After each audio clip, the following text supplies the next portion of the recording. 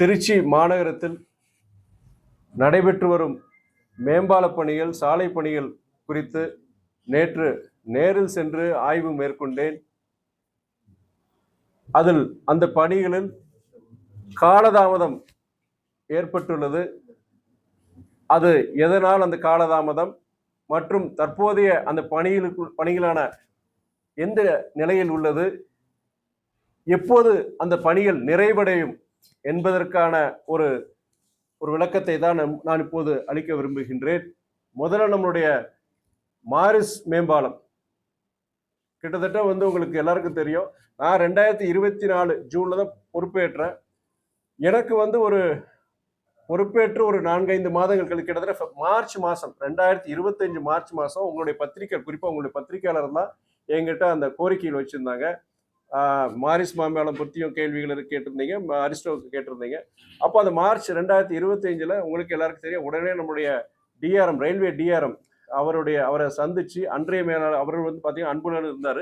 அவரை சந்திச்சு அந்த பழைய மைரஸ் அந்த ரயில்வே மேம்பாலம் பொறுத்த வரைக்கும் அதை நீங்கள் எடுத்தாதான் பணிகளை ஆரம்பிக்க முடியும். மாநகராட்சி பொறுத்த வரைக்கும் அவங்களுடைய பணிகள் எல்லாம் தோண்டி போட்டுட்டாங்க. கிட்டத்தட்ட ஒரு 6 மாசமா 8 மாசமா இதே மாதிரி தான் இருக்குன்னு சொல்லும்போது, நான் ஒரு 10 நாள் அதை அகற்றின்னு சொல்லிட்டு 4 நாட்கள்ல அந்த பழைய மேம்பாலத்தை அவங்க எடுத்ததுக்கு அப்புறம் தான் பணிகள் ஆரம்பிச்சாங்க.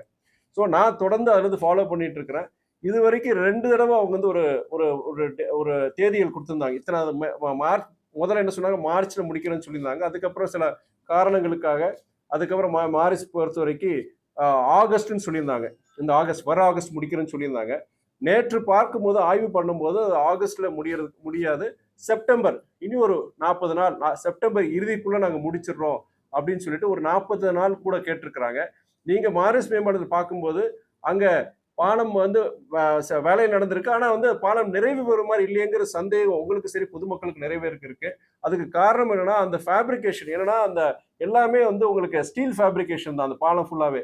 அதை பொறுத்த வரைக்கும் புதுக்கோட்டை மாவட்டத்துல அங்க கீரனூருங்கிற இடத்துல அந்த ஃபேப்ரிகேஷன் வேலை நடந்திருக்கு. அங்கே நம்ம அலுவலகத்திலிருந்து நேரடியாக போய் அந்த ஃபேப்ரிகேஷன் ஒர்க் எந்த மாதிரி நிலைமை இருக்குன்னு பார்த்து ஆய்வு பண்ணியாச்சு. ஸோ அந்த ஃபேப்ரிகேட்டதை அப்படியே கொண்டு வந்து இங்கே அப்படியே அசம்பிள் பண்ணி இங்கே கொண்டு வந்து இங்கே மாற்றுறதான். ஸோ அதெல்லாம் அந்த ஃபேப்ரிகேஷன் ஒர்க்கில் முடிஞ்சிருச்சு. ஸோ எங்களுக்கு செப்டம்பர் இறுதிக்குள்ள உங்களுக்கு பயன்பாட்டுக்கு வரும்னு சொல்லிட்டு யாரு, நம்முடைய மாநகராட்சி சார்ந்த அதிகாரிகளும் சரி, ரயில்வே துறை அதிகாரிகளும் அவங்க வாக்குறுதி கொடுத்துருக்குறாங்க. நானும் அதை செக் பண்ணிட்டேன்.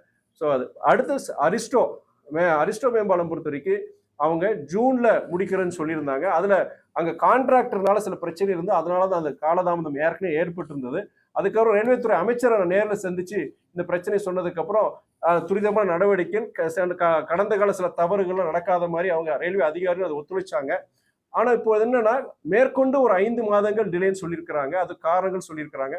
இப்போ அவங்க யார்கிட்ட கொடுத்த அந்த ஜூனுக்கு பதிலா அவங்க டிசம்பர் 2026 அதுல கண்டிப்பா நாங்க இறுதிக்குள்ள நாங்க முடிச்சிருவோம், செயல்பாட்டுக்கு வந்துடும் சொல்லி அவங்க கொடுத்துருக்காங்க.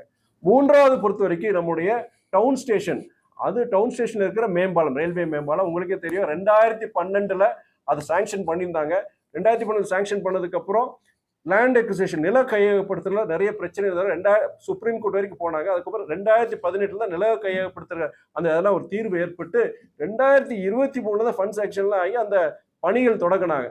2023 ஆரம்பிச்சாலுமே இப்போது வரைக்கும் பாத்தீங்கன்னா கொஞ்சம் நிறைய காலதாமதம் ஏற்பட்டிருந்தது. இப்போ நான் நேற்று அந்த இடத்துல போயிருக்கும் போது அங்க இருக்கிற எலக்ட்ரிக்கல் கேபிள் பொறுத்த வரைக்கும் அதை எடுத்தாதான் அவங்க ரயில்வே துறை வேலை செய்ய முடியும்னு சொல்லும் பொழுது, அவங்க அங்க இருக்கிற நம்மளுடைய மின்வாரிய அதிகாரிகளும் மூத்த அதிகாரி அவங்களே வரவழைச்சு பேசும்பொழுது அவங்களுக்குள்ள ஒரு ஒத்த கருத்து ஏற்படலை.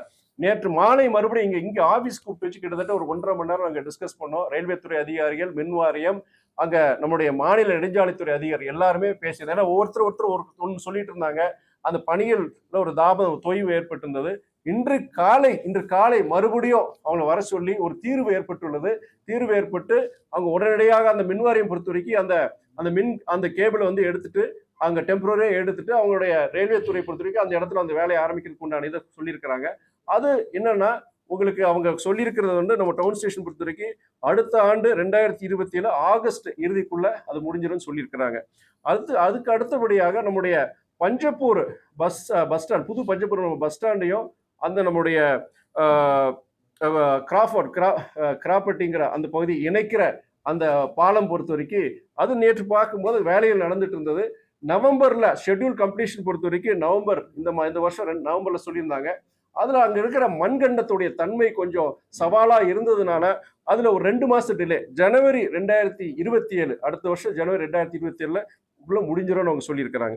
அடுத்த முக்கியமான என்னன்னா, நம்மளுடைய உங்களுக்கே தெரியும் பஞ்சப்பூர்ல இருக்கிற நம்முடைய மதுரை சென்னை அந்த தேசிய நெடுஞ்சாலையும் நம்முடைய திண்டுக்கல் நெடுஞ்சாலையும் கரூர் நெடுஞ்சாலையும் இணைக்கிற அந்த இணைப்பு சாலை லிங்க் ரோல் பொறுத்த வரைக்கும் அது பொறுத்த வரைக்கும்னா உங்களுக்கு வந்து சாங்ஷன் வந்து போன வருஷம் 2025 சாங்ஷன் பண்ணியிருந்தாங்க. 18 மாசத்துல முடிக்கிறேன்னு சொல்லியிருந்தாங்க. கிட்டத்தட்ட 10 கிலோமீட்டர் பல இடத்துல பார்த்தீங்கன்னா எலிவேட்டட் அந்த பிரிட்ஜ் மாதிரி சில இடங்கள்ல வருது. இது 3 ஃபேஸா இருக்கு. ஃபேஸ் 1, ஃபேஸ் 2, ஃபேஸ் 3ன்னு இருக்கு. ஃபேஸ் 1, ஃபேஸ் 3க்கும் பொறுத்த வரைக்கும் 2 கிலோமீட்டர் தலா 2 கிலோமீட்டர். ஒன்று பஞ்சப்பூர்ல ஆரம்பிக்குது. ஃபேஸ் 3 பொறுத்த வரைக்கும் அங்க கரூர் சம்பந்தம் அங்கிருந்து ஆரம்பிக்குது. அது பொறுத்த வரைக்கும் ஏஎஸ் கொடுத்து அங்க பணிகள் நடந்துட்டு இருக்கு. ஆனா அங்கேயும் பொறுத்த வரைக்கும் நில கையகப்படுத்துற பிரச்சனைகள் இருக்கு. அதே மாதிரி ரயில்வேல என்ஓசி வாங்குறதுல அவங்களுக்கு ப்ராப்ளம் இருக்கு அவங்களுக்கு.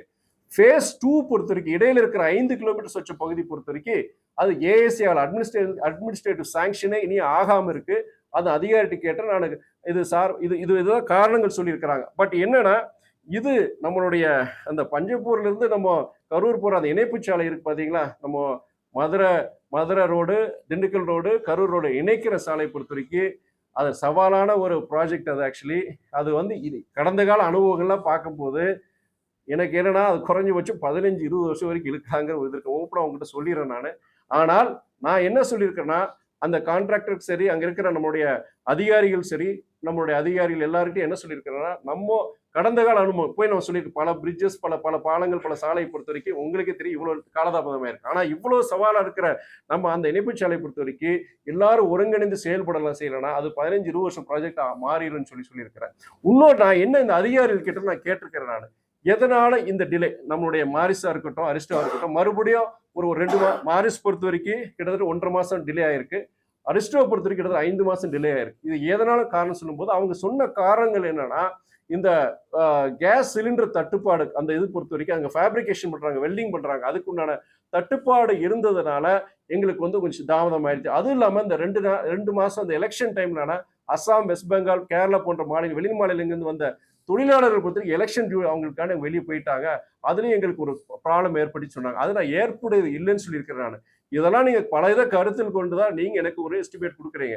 அது நீங்க அது காலதாமதம் ஏற்படும் போது மக்கள் கிட்ட நான் சொல்ல முடியல. மக்களும் பொறுத்த வரைக்கும் இந்த திட்டங்கள்னால நீங்க காலையில பள்ளிக்கு போற மாணவர்களா இருக்கட்டும் மாணவ மாணவிகளா இருக்கட்டும் இல்ல அரசு அந்த அலுவலர்களுக்கு போற ஊழியர்களா இருக்கட்டும் இல்ல நீங்க ட்ரேடர்ஸா இருக்கட்டும் வர்த்தகத்தில் இருக்கிறவங்க எல்லாருக்கும் இது கிட்டத்தட்ட 2 வருஷமா 3 வருஷமா அந்த பிரச்சனை ஓடிட்டு இருக்கு.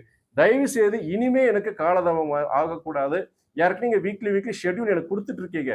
மேற்கொண்டு பொறுத்த வரைக்கும் நீங்க ஷெட்யூல் படி எனக்கு சொன்னபடி இதுதான் ஃபைனல். இதுக்கு மேல வந்து டிலே இருக்கக்கூடாது. எஸ்பெஷலி மாரிஸ் பாலத்துக்கு சரி நம்ம அரிஸ்டோ பாலத்துக்கு சரி இருக்கக்கூடாதுன்னு சொல்லியிருக்கிறேன். டவுன் ஸ்டேஷன் பாலத்தை பொறுத்த வரைக்குமே அவங்க அஷூரன்ஸ் கொடுத்துருக்குறாங்க.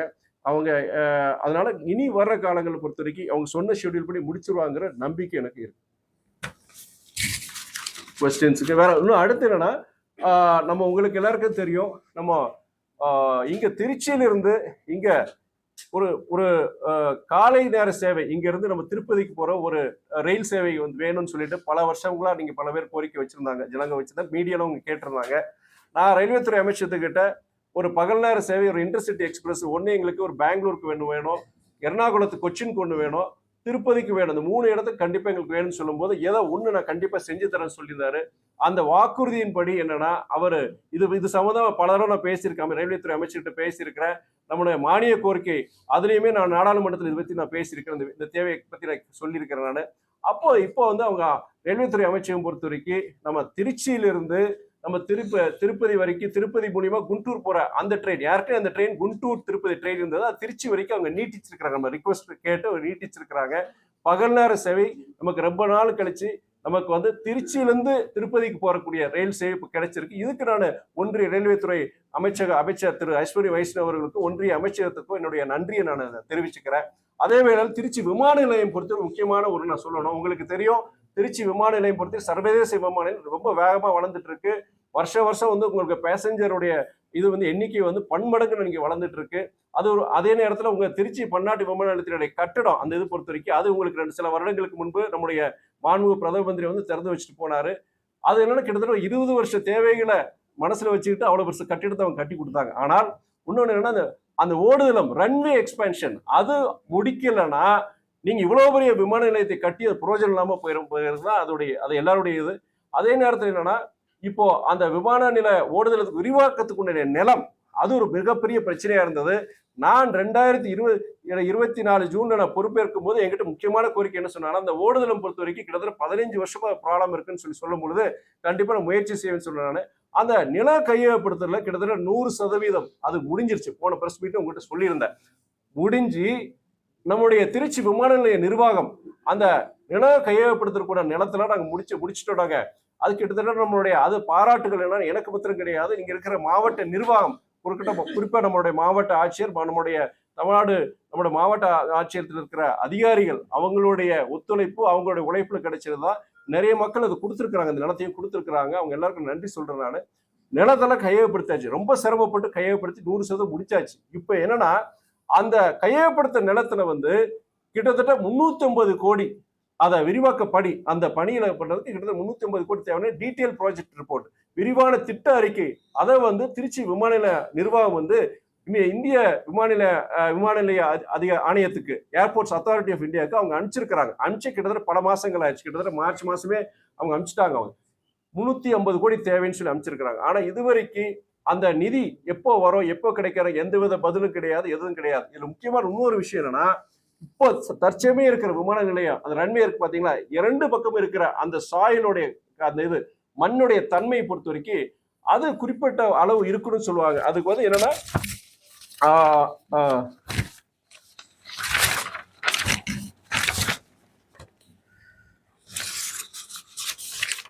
கலிஃபோர்னியா பேரிங் ரேஷன் சொல்லுவாங்க. அதன்படி வந்து குறிப்பிட்ட அந்த மண்ணுடைய தன்மை இருக்குன்னு சொல்லுவாங்க.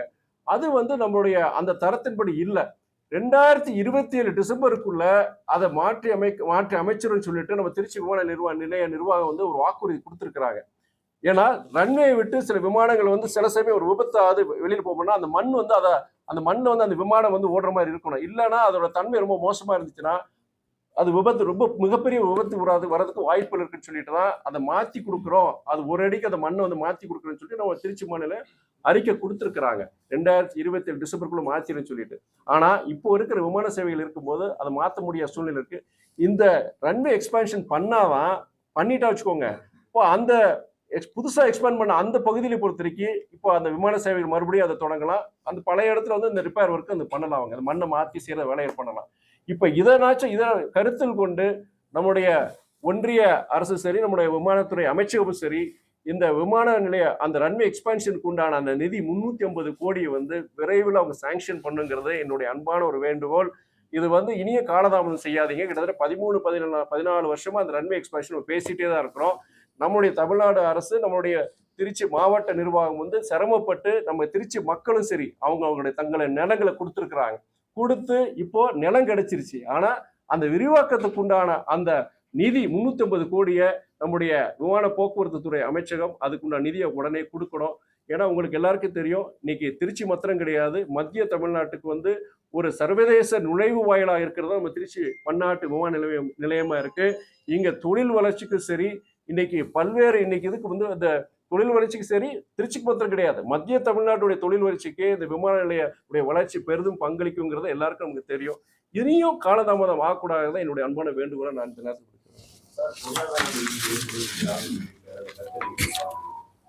பொருளாதார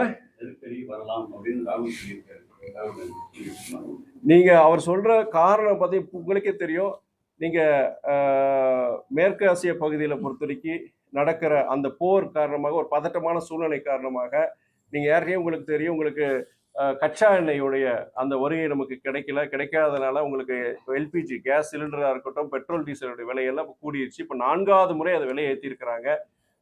இப்போ இதோடைய இம்பாக்ட் பொறுத்த வரைக்கும் சாதாரண ஜனங்கள், மிடில் கிளாஸ் மற்றும் சாதாரண ஜனங்களுக்கு வந்து வறுமை கோட்டுக்குள்ள இருக்கிற ஜனங்களுக்கு தான் மிகப்பெரிய பாதிப்பை உருவாக்கும். ஏற்கனவே உங்களுக்கு அந்த கமர்ஷியல் சிலிண்டர் பொறுத்த வரைக்கும் பல மடங்கு ஏற்றிருக்கிறாங்க. இன்னைக்கு ஒரு அந்த அவங்க கிட்டத்தட்ட 4000 ரூபா 5000 ரூபா கொடுத்தா கூட இன்னைக்கு சிலிண்டர் கிடைக்க முடியாதனால பல கையேந்தி சாதாரண ஹோட்டல்கள் நிறைய இது மூடிட்டாங்க இன்னைக்கு.